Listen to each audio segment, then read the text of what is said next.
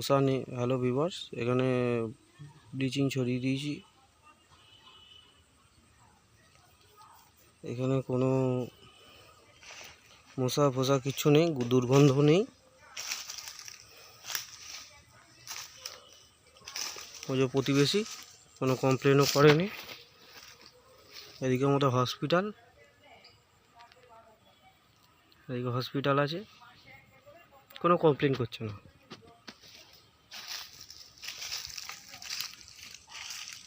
কারণ এইগুলো সব ব্লিচিং ছড়িয়ে দিতে, ব্লিচিং ছড়িয়ে দিয়েছি অল্প অল্প করে। কারণ এইগুলোতে করতে হবে, এগুলো এগুলো জ্বলবে, আসলে জ্বলবে, জ্বলে জ্বলে পুড়বে, তারপরে এগুলো জ্বলে যাবে। এর উপরে চুন দেবো, দিয়ে একটুখানি ব্যবস্থা করে দেবো, বুঝতে পারলেন? চুন দেবো, ব্যবস্থা করে দেবেন, করে দেবেন মানে করে দেবো চুন ব্যবস্থা করে চুন দিলেই তবে ঠিক হবে। চলুন দেখাচ্ছি। কালকে বলেছিলাম গাছ বসাবো, গাছগুলো জলের অভাবে মারা যাচ্ছে, মানে অতিরিক্ত জল হয়ে গেছে, অতিরিক্ত জল হয়ে গিয়ে মারা যাচ্ছে গাছগুলো। দেখুন দেখুন, দুটো কাঁঠাল চারা অলরেডি বসিয়ে দিয়েছি।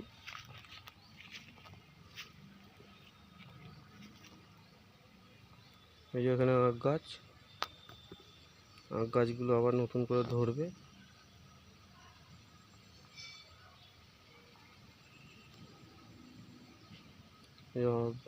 কাঁঠাল গাছগুলো এ করছি। এইখানে মাটি অলরেডি ফেলছি, এখানে মাটি ফেলছি। ওই যে জায়গাটা পরিষ্কার আস্তে আস্তে হচ্ছে, মাটিটা ফেলছে এইখানে।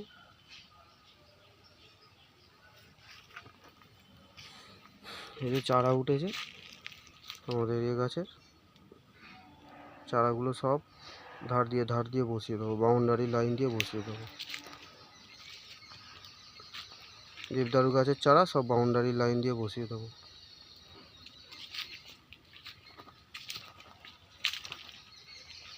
এই যে আরও দেবদারুর চারা উঠেছে। চলুন আর একটা জিনিস দেখিয়ে নিয়ে আসি আপনাদের।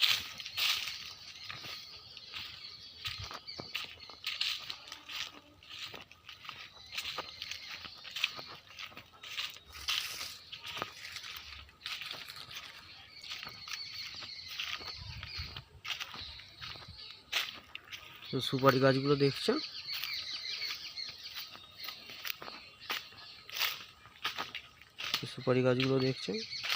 সুপারি গাছগুলো তুলবো, তুলে এই বাউন্ডারি লাইনে বসিয়ে দেবো। এই যে লাইনটা দেখছেন, বাউন্ডারি এদিকে সব বাউন্ডারি লাইনে বসিয়ে দেবো।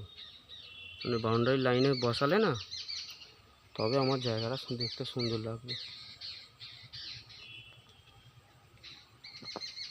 অনেক সুপারি চারা উঠেছে, এগুলো আপনা আপনি পড়ে উঠেছে, সুপারি গাছ থেকে সুপারি পড়ে আপনা আপনি চারা উঠেছে। ঠিক আছে, টাটা বাই বাই,